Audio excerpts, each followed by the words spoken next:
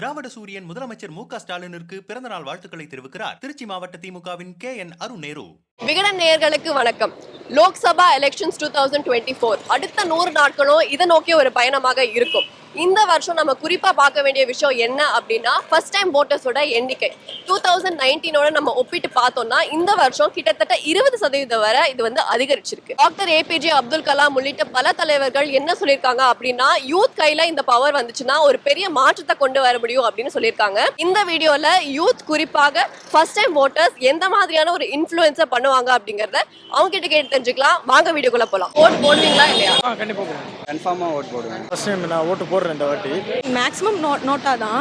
சீமானி தான் போடுங்க. ஏன்னா ஓட்டர் ஐடி சின்ன வயசுலேருந்து வாங்கணும்னு அது ஓட்டு வாங்கி எல்லாரும் ஓட்டர் ஐடி போகணுன்னு தான் ஆசை இருக்குது. அதனால தான் இந்த வருஷம் கன்ஃபார்மாக ஓட்டு போடுவேன். ஆக்சுவலாக இந்த டைம் நான் ஓட்டே போட வேண்டாம்னு ஓட் பண்ணுவேன்.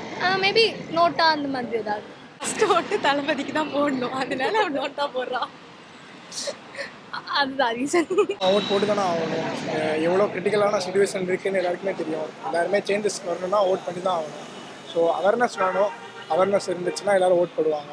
கண்டிப்பாக இதோட சேஞ்ச் இருக்கணும், இருந்தால் தான் நல்லது. எவ்வளோ இது இருக்குன்னு நம்மளுக்கே தெரியும். கர்நாடகாவாக இருக்கட்டும், மணிப்பூரில் நடந்ததாக இருக்கட்டும், எவ்வளோ இஷ்யூஸ் நடந்துச்சு.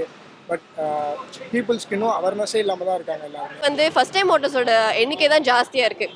ஸோ நிறைய பேர் ஓட்டு போட மாட்டேங்கிறாங்க. அதை பற்றி உங்களோட கருத்து? இப்போ இருக்க யூத் எல்லாமே யாருமே எஜுகேட்டடாக இல்லை மீன்ஸ் இவங்க எல்லாரும் எஜுகேட்டடாக இருக்காங்க. பட் ஆனால் சோசியல் லைஃப்பில் என்ன நடக்குது அப்படிங்கிறத தெரியாமல் எல்லாம் சோசியல் மீடியாவில் முழுகியிருக்காங்க. இன்ஃப்ளூயன்ஸ் என்னன்னா யூத்து கையில் தான் நாடே இருக்குன்னு சொல்லுவோம். கிட்ட ஓட்டை பற்றியும் அவங்களோட ஓட்டோட வேல்யூஸை பற்றி அவங்கக்கிட்ட தெரிஞ்சு விட்டாலும் அவங்கள அந்த அவேர்னஸாக அவங்க நல்ல ஒரு கட்சிக்கும் இல்லை நல்ல ஒரு பார்ட்டிக்கும் அவங்க ஓட்டு போடுவாங்க. அந்த அவேர்னஸ் அந்த இன்ஃப்ளூயன்ஸ் எல்லாம் அவங்க கையில் தான் இருக்குது. அதான் ஓட்டர்ஸ் இன்க்ரீஸ் பார்த்தீங்கன்னா நம்ம யார் எந்த சிறந்த லீடர்ஸ்காண்டி சப்போர்ட் நிறையா வரும். ஏன்னா இப்போ உள்ள யூத்துக்கு தெரியும் எப்படி புரிஞ்சு நடந்துக்கணும், எப்படிப்பட்ட சமுதாயம் இருக்குது. எல்லாத்துலேயுமே இப்போ நிறையா கற்றுக்கிட்டு வராங்க. புக்ஸ் படிக்க ஆரம்பிச்சிருக்காங்க, நியூஸ் பேப்பர் படிக்க ஆரம்பிச்சிருக்காங்க நிறைய பேர். இன்னும் இந்த எலெக்ஷன்ஸை பற்றி இந்த நியூஸ் பேப்பர்ஸ்லேயும் இதுலேயும் first of all newspaper படிக்கணுன்ற ஒரு அவேர்னஸை கொண்டு வந்தோம்னா அவங்களுக்கு ஒரு இது தெரிஞ்சிடும், ஒரு கிளாரிஃபிகேஷன் எப்படிலாம் எலெக்ஷனில் ஓட்டு போடலாம் வைக்கலாம்னு சொல்லிட்டு. ஸோ அவங்க பர்சனல் ப்ரிஃபரன்ஸ் தான் அது. நம்ம அதில் போஸ்ட் பண்ண முடியாதுல்ல. அவங்களுக்கு இன்ட்ரெஸ்ட் இருந்தால் போடலாம், எல்லாம் விட்டுருங்க. நோட்டாக்கு there is no use. NOTA is none of the above. வேர் மிச்சம் அந்த அதர் பர்சன்ட் ஆஃப் அவங்க என்ன நினைக்கிறாங்களோ அதில் இருக்கிற மெஜாரிட்டிக்கு ஓட் போயிடும். ஸோ அதை விட இருக்கிறவங்கள யார் சென்சிபிள்னு பார்த்து ஓட் பண்ணுறது is better. I feel NOTA is of no use. Like just to increase, அது நோட்டாக்கு தான் ஓட் இன்க்ரீஸ் பண்ணுவே தவிர மித்தவங்களில் எந்த சேஞ்சும் கொண்டு வராது. 80% மித்ததுக்கு போட்டிருக்காங்கன்னா அந்த 80%லேருந்து யார் ஜாஸ்தியோ அவங்களுக்கு தான் வரப்போகுது. நோட்டா போடுற ரீசன் இஸ் மற்ற பார்ட்டிஸ் பற்றி நாலேஜ் இருக்காது, தெரிஞ்சுக்கவும் அந்த எஃபர்ட் எடுக்கிறதுக்கு they will not think of it. Mostly அந்த லேசினஸ்லேயே நோட்டா ஒரு டியூட்டியாக பார்த்து சரி முடிச்சிருவோம் அப்படின்னு. ஸோ அந்த பார்ட்டிஸ்க்கு போட்டால் என்ன கிடைக்கும், ஆக்சுவலி என்ன பெனிஃபிட், என்ன யாருக்கு போடணும் எதுக்கு போடணும்னு கொஞ்சம் எஜுகேட் பண்ணா அப்போ இந்த வாட்டி யார் ஆட்சி பிடிப்பாங்க நீங்க நினைக்கிறீங்க? சீமான் எனக்கு ஓட் போடுவேன். ஏன்னா எனக்கு பிடிச்சிருக்கு. அவங்க ஸ்பீச் எனக்கு பிடிச்சிருக்கு. இப்போ இருக்கிற ஆட்சி எனக்கு பிடிக்கல. மேபி காங்கிரஸ் இருக்கும்னு நினைக்கிறேன். அவங்க வந்தாங்கன்னா கொஞ்சம் நல்லா இருக்கும். காங்கிரஸ் மேக்ஸிமம் காங்கிரஸ். மேபி மறுபடியும் மோடியே வரலான்னு நினைக்கிறேன். மோடி தான் வருவாருன்னு நினைக்கிறேன்.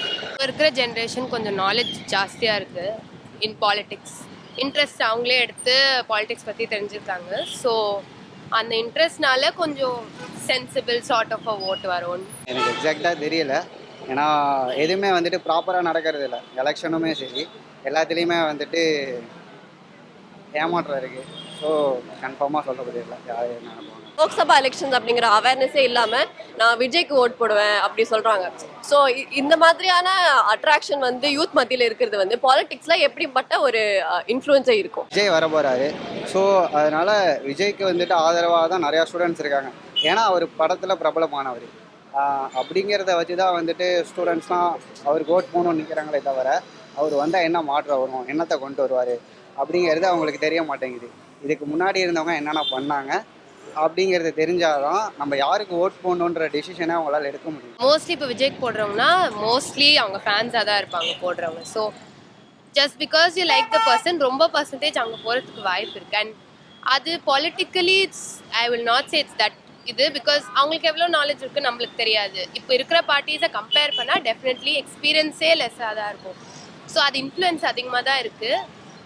பட் ரிசல்ட்ஸ் ஐடியாஸ் என்ன இருக்குன்றத பொறுத்து தான் வாட் ஆர் தேர் ப்ரோட்டோகால்ஸ் என்ன வச்சிருக்காங்கன்றத பொறுத்து தான் ஓட்டிங் எல்லாமே.